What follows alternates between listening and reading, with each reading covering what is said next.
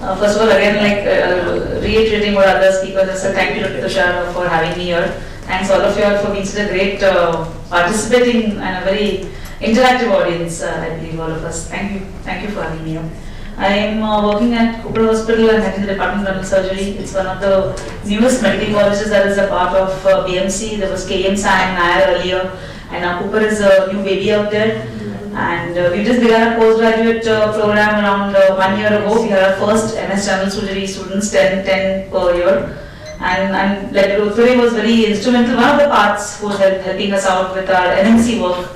It took a long time because 2015 was when the hospital was established and the PG began just 2019-20 onwards. So just giving you a big background about how we function. So of course the diabetic foot, we know we are a very densely populated country, the kind of work that we do. The diabetic foot presence also is skewed in terms of urban and rural, but of course it's coming, there's a balance coming now among rural areas also.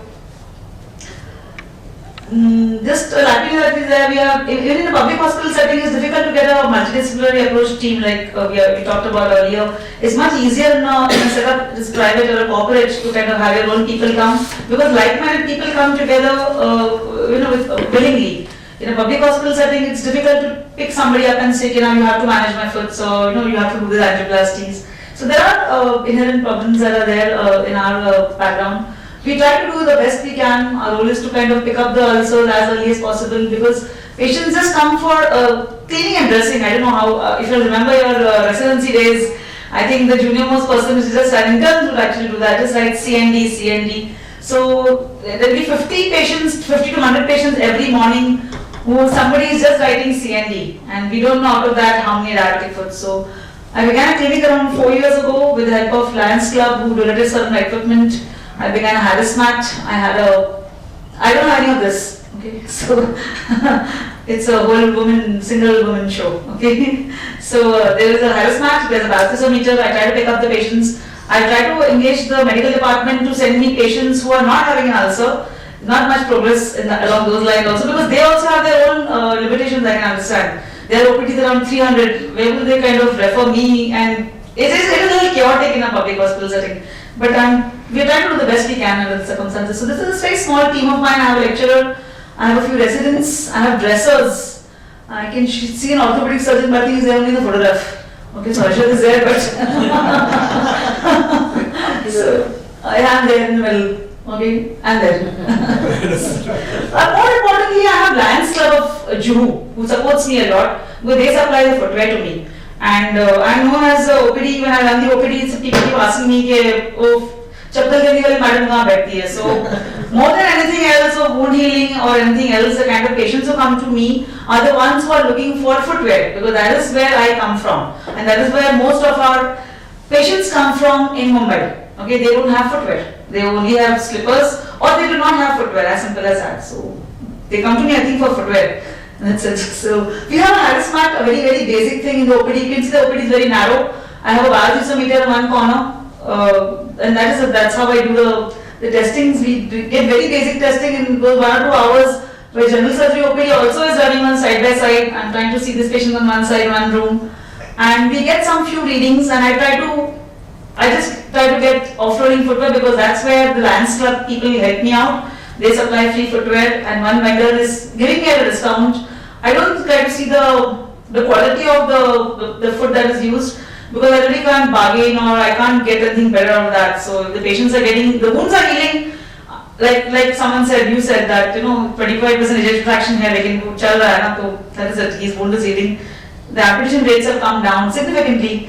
These are the kind of patients that I usually seen. There are very, very few, very high chance of Charcot's. Like he talked about the fact that in 1-2 weeks he gets this kind of, I think Pawan, he spoke about that, and we have had a lot of Charcot's, because now I'm able to see it now. We were not seeing it earlier. Now I'm able to see it now, and I see all of this, and I teach my residents about all those vascular, the nerves, the arteries that are getting all atherosclerosis, and I think all my interns who are working with me are always very happy showing me, because initially they did not see it, and we can see it now. So these are the kind of patients that we get. Very difficult to manage, because if the patient I see them now, the wound has become better, I'm pretty much sure I won't see him or her in the next 2 or 3 weeks. They probably come back to me or some other unit with a gangrene. and underwent an amputation. So that is the kind of background that is there. Unfortunately, I can't change it much, and there are the kind of X-rays that we try to take. We are trying to deal with the fourth X-ray, for example, osteomyelitis. It's difficult to treat it, but we try to do minimal amputations, minor amputations rather than going for TNT like what we used to routinely do earlier. And I think with the amputation rates coming down, our major, the patients are little longer because I have a few, I'm in the process of publishing a paper where I find that the amputation rates have gone up for minor amputations, and I find that the patients are living longer because we were doing major amputations earlier, and I think I'm in the process of publishing it now. When I do, I will put it on the group, I guess. So I've got some good figures in terms of numbers of patients, but follow-ups are unfortunately not so good. So when you people talk about 5 years down the line and 4 years down the line, and I really can't talk about 4 months down the line or even 4 weeks. So it is a little challenge to manage it in a public hospital, and though I'm sure that the number of patients that we see, both Siddharth, myself and the other, Dr. Milind also, and whichever hospitals are seeing wounds, are much more in number than probably many of you put together. But not much data comes out of it because the patients are lost to follow-up. And there's no way I can call them up and ask them whether they're alive, or I feel that I have good ideas, but it's very difficult to implement them. So I would love it if I can hear from you all about how can I make life easier in terms of documentation. There's just a few things of how the patients are doing well by offloading only, nothing else. I just give them offloading footwear. There's no internal offloading surgical I do. I don't have the know-how, to be very frank. I don't have a plastic surgery or an orthopedic backup for doing this. So I just do clinical, purely non-surgical offloading, and that's the way it's going. So I had a couple of patients that I wanted to show you. The diabetic forum is a very strange thing. I had seen diabetic bully. 2 patients in the last 5 years. Very strange. He was a driver by occupation, municipal driver, and he just came with these kind of, the first slide that is showing that some kind of, and then I put a cut up on that thing. It was pretty sterile inside. It took 5 to 6 months for him to heal, but he did. But that's the first, very few patients I've seen. Subsequently, I've learned to pick it up faster now. Diabetic bully, but only non-surgical offloading is the way I did it, and of course good footwear. If anybody can tell me how else to manage. Okay. He was a driver. He's a driver, yes. Yes. What always hot atmosphere without good. Most probably is because he walked barefoot. Yeah, so actually he was a Muslim. Yeah. He was in the mosque, and during Ramzan, I think he got it immediately afterwards because he was walking on those marble floors. And he came to me with this kind of foot. Yes. Absolutely right. Then the skin is. So that becomes a little logistical problem for me. If it is there on schedule, I can give it to him. No, when such a foot occurs, what is happening is it's a deep burn. It's a second degree burn. Yes. Second degree burn. And those black areas, which are the eschars, are the deep areas. So when he starts to heal, you notice that the entire skin is gone. Yes. Now it is going to heal by only epithelialization. There is no dermis. It's intrinsically an unstable wound. And what happens is, what was an insignificant pressure now becomes a significant pressure. So that is now causing the ulceration. Now what you have to do is either you have to excise that metatarsal head or do some other osteotomy and put a small graft on it. And once you're finished, I'll also tell you, madam, we exactly started like your clinic only. Mm-hmm. Same here. Yeah, we started like your and clinic. Dr.Tushar was telling me that I must connect with you and talk about something similar kind of a journey we have. We used to get the patients in, we used to send them for documentation of this thing and ABPI and whatnot. But then we found that none of it matters when it comes to surgery. Those are physician protocols, not surgical protocols. Nothing of that will matter to how you surgically handle the patient. So we decided we just have to cut the slack. We don't do any of those tests. That the patient has an ulcer speaks for itself that he does not have protective sensation. If you have to, for medical legal purposes, you want to document. But then do all that after you have done your surgical planning and you know what you are going to do with the patient. After you've sent him back to the ward, you can have a physician assistant or somebody just work him out for the sake of working him out. But none of that is going to matter in how you make your surgical decision, except in a patient with nerve compression. $1,000 in that. All of that mostly it helps only the patient who does not have an ulcer in the physician's clinic, who is to identify who is at a high risk for developing an ulcer. Not for a patient who has already got a big ulcer on his foot. So there's a couple of patients I wanted to ask you about how can we manage? What Yeah. happened to this patient? Oh, he's absolutely fine. Just surgical offloading, give him You have to, footwear, once you just do this. and then usual, white toe box. You treated him in Cooper? Yeah, very much. These are poor patients. No, the last ulcer you showed. Yeah, Cooper only, yes. No, you've done the surgical offloading? It's already done. He's walking around with a normal foot now. No, No, not the surgical. no surgical offloading. No surgical Only offloading. That is the exact patient who you must do, and the grade 2 patient which you showed, no madam, in one of the pictures. The first one where she had a first metatarsal head alone, most probably an exhaustosis. Yes, yes. So these are the type of patients where surgical offloading will start to help. And once you do that and you start to see The results. then diabetic foot will not appear like a dirty, that wound. Yeah. So those are the type of wounds that you must have in your OP. These are, this third wound is most probably a IB joint ulcer which is not surgically offloaded and done up in a guy. If you done a Keller arthroplasty, it wouldn't end up in this stage at all. So most of the patients they come to our OPD like this. It's not like they come with a chronic wound and they become like that. They come with that. So Yes, I absolutely agree, madam. But it will take time for patients to recognize you and come to this. Yeah, at that At time. that stage. But then- Even today for us, 80% of our patients are this. We've been doing it for 10 years. But it's a slow process. Everybody starts to adopt it. It will take time. Ma'am, and the thing is, ma'am, what is important is if the patient has come to you at that juncture, the one that he was talking Chronic about, wound. he should not go back without knowing that he requires a surgery. Right. That is the idea. Because See, if he still goes and thinks that it's only the dressing or chappal wali madam ke baad chappal le lenge theek ho jayega, that is wrong.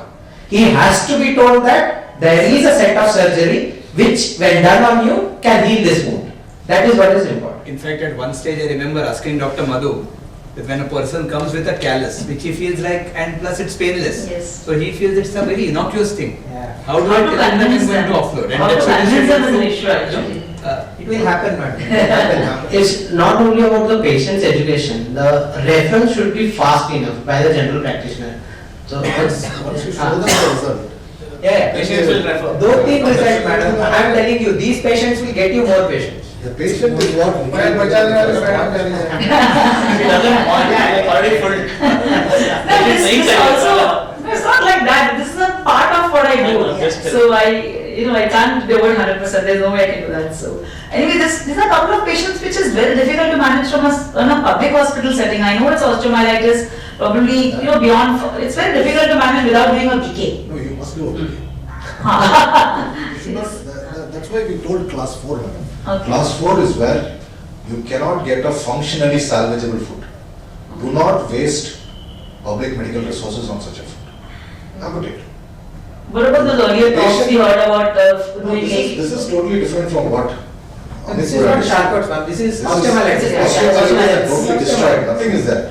There is no bone to fix, madam. Yeah. So these are the sort of confusing patients that we have when they're early Charcot's, we think, and we don't know, TCC may work or not work. Who will give TCC also, it begins from there. You now. will give TCC. So we No don't one give. will give TCC.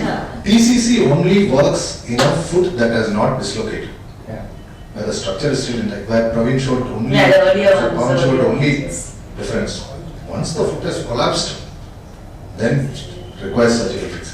So that's all. I just wanted to show you that the rate of amputations have come down, and we've got patients who are alive a little longer. Like I started doing some kind of survey of the number of amputations that were done, and we found that later when I began this surgical OPD, where we are seeing patients and getting them, so we have more amount of patients who are alive at the end of 3 years. Let's see how the So what has changed, madam? Probably doing early amputations, and so we're not doing major ones later. I'm doing the earlier debridements. We used to otherwise just going for TNT or BK. I used to do a lot of BK when we were residents. So that is completely stopped in Cooper now. We're just doing very minor debridements. I think that must have led. We'll get data as we go ahead. So I'm in the process of publishing it. Let's see how it works out. But that's all. I wanted to share you that it is a difficult journey. It's not so well-rounded as the ones we hear of everybody else. We are pretty No, sure madam. that after 3 years we will be showing much more decline. Because Thank you very much. Madam, you're putting in tremendous amount of energy and work into this. Yes. If only you could channelize your energy and work correctly, madam, fantastic results will be. Yes. I need to get some support in surgical, I think. I just need some surgical support. No, we And it is a multidisciplinary It is, so- approach, so you have to have support. Ma'am, and all of us, believe it or not, started like this only. I mean, at least I come from a place which is a government Yeah, autonomous same, body. same, yes. Almost the same. So we started in a small room where we used to do debridement, where we used to see OPD, where we used to do everything. Now it's a diabetic foot wing, that's a different issue. But I'm telling that everyone starts like that only. Dr. Smriti, the first thing, because it's a medical college, is you get a cath. Oh, the cath lab is there, but you don't have an IVR. So we are, it's a little patchy, it's work in progress. It's a new hospital, it's work in progress. One of the most important specialists for a surgeon who is going to operate is an anesthetist who knows regional blocks. Yeah. Yes. Yes. You don't require to pose them for OTs. You can do it then and there. Yes. Get a small regional block, second get your tunicate, Yes. and third, if possible, get a magnification. Get a magnification. Groups. Dr. Sudatta Vagman, sorry. Dr. Velu always shows that kind of a slide, where the amputation rate significantly declined. Thank you very much. He shows that what was the Thank you for the vascular interest. pressure Thanks. and was the chart of reconstructions.